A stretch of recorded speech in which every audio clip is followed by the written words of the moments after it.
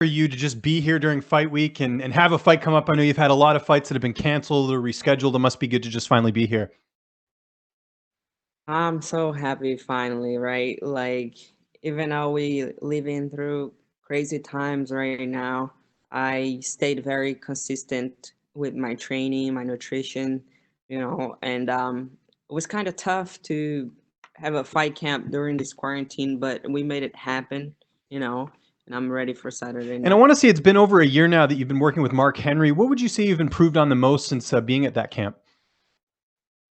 So my phone just showed me today that a year ago I was driving from Las Vegas to New Jersey. It's like I had a lot of big transitions in my life, and driving across the country to train with Mark Henry and Ricardo has been such of a huge impact in my career. Like I said, it's been a year that I've been working a lot of new things, like bringing new tools to my game and changing mindsets, changing a whole philosophy of training. And it's been amazing. I love Mark Henry. I love Ricardo. I feel like um, they treat me like a daughter. I'm they love me so much there, and I feel like this is what I was missing in my career. I left to Brazil a couple of years ago to move to America to find good training, but my family is over there. My friends are over there, and I miss everybody so much. I'm the only reason why I'm here. It's for my growth. It's to become a better athlete, a better fighter, you know, because this is what makes me a better person. And I I miss home so much. So having Ricardo and Mark and Frankie Edgar, everybody I have in my New Jersey family helps me a lot here in America. How is your family back home, just with everything that's going on?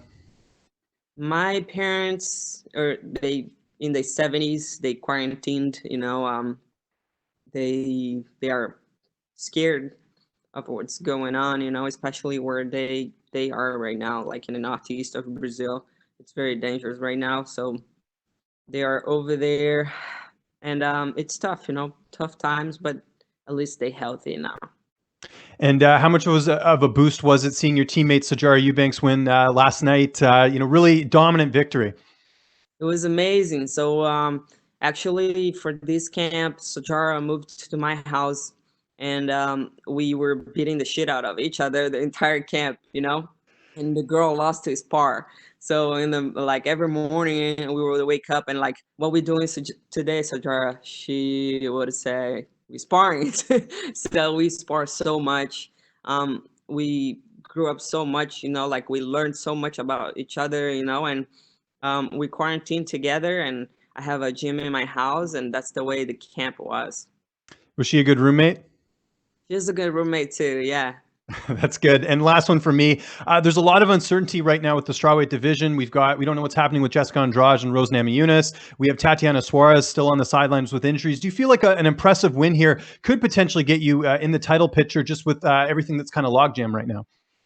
Yeah, like I've been in the top for so long, and like I said, I had a lot of big transitions in my life. I had a lot of things going on in the last couple of years, and I was figuring out a lot of things in my life, and that's where my losses came from, like we're talking about the UFC, it's the biggest organization for MMA in the world.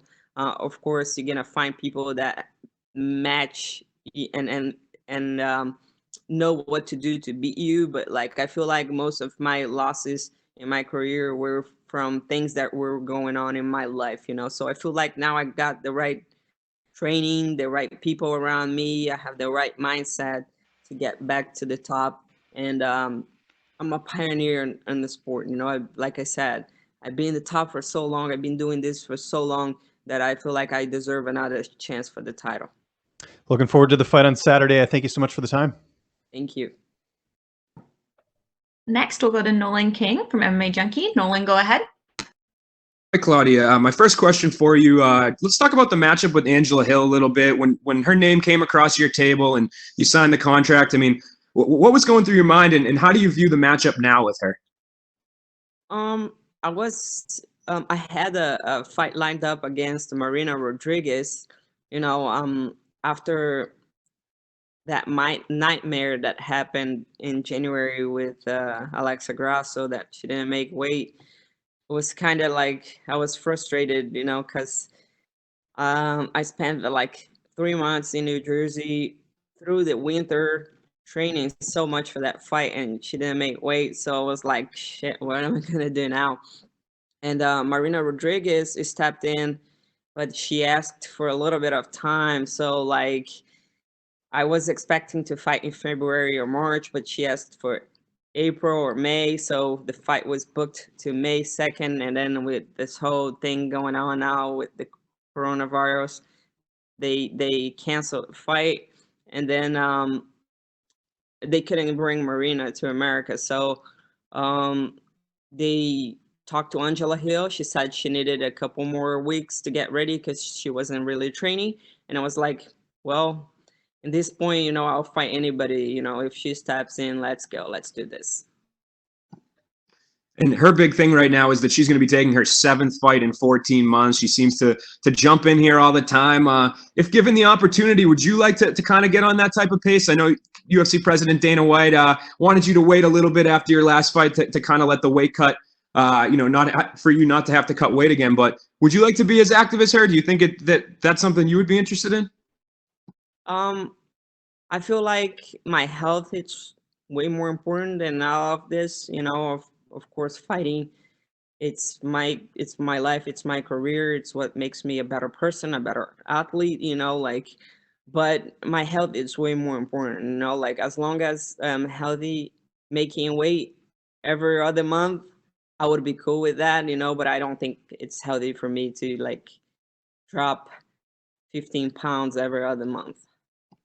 For sure. My last question for you, if I'm a fan and I tune into this fight or sit down, if I'm cage side working there, what kind of fight do you think I'll see from you guys come Saturday? I feel like Angela's gonna like come after, like she's very confident right now because she won her last couple fights, but I'm a different breed, like like I said, I've been fighting for so long. I have a lot of experience, and if she comes forward, she'll find a nightmare. Appreciate the time. Thank you. Thank you. Next, we'll go to Gabriel Gonzalez with Cage Side Press. Gabriel, go ahead. Hi, Claudia. So obviously the division is coming off a very big fight with Weili and Joanna. Just as a competitor in the division, I want to know what were your thoughts watching that fight? It was a great fight. Beautiful performance by both fighters. They showed a lot of heart, a lot of technique. One of the best fights I ever seen in my life, and that's inspiring. I'm pretty sure everybody in the division is like watching this and going back to the gym hungry, trying to get better, to step in there in the same way. Just as a competitor, when you see a champion like Weili, she's kind of new to everyone knowing about her, but obviously very good. I mean, as a fighter, do you get excited about the challenge? What is it like knowing that's the target at the end of the road? I feel like when like the top fighters in a division are giving everything to become better, everybody else step up and tries to do the same. Like this is what separates the top of the division to the rest of the division. It's the hunger and what you doing to become better every day. So when you see great performances like that, it only inspires you to do the same, to become better, and to step in there and do the same thing. Gotcha. Claudia, so we know you were living with Sarge, and obviously there's a lot of training and staying in shape. But can you talk about what were the other things you were doing while in quarantine? Like, did you start watching some TV? Did you pick up a new hobby? Anything like that? Oh man, like my life didn't change that much, during this quarantine because I have a crazy work ethic. I work a lot, and I feel like my day, since the time I wake up to the time I go to sleep, I have a routine that it's gonna make me a better athlete, you know. So um, I don't need much to make that happen, you know. Like I read a lot, I watch a lot of tape, and I train a lot, and I try to hang out with a little bit of people that I know um are people that are good for my life, you know. So it didn't change much for me. And having Sajara in the house was amazing because like we would wake up every day and look to each other and like, let's go, let's do this. And we would train our day all day and then do our own thing. Final question. Everyone's talking about that in the arena, because there's no fans, it's so quiet and everyone's listening to the commentators and almost getting advice from there also. Have you thought about what it's going to be like, the experience with no fans? Yeah, actually, like I started fighting when the women's division was not in the UFC, right? And it was back in like 2008, I think. And I fought in various more organizations in Brazil where there was not a lot of people watching, you know. So it's kind of like bringing me back those memories, and I feel like I'm gonna be okay with it, especially because also I was part of the Ultimate Fighter 23rd, and I had the experience of being there with my fighters for 6 weeks, so it's kind of like the same. Thank you, Claudia. Welcome. All right, that's it, Claudia. Thank you so much.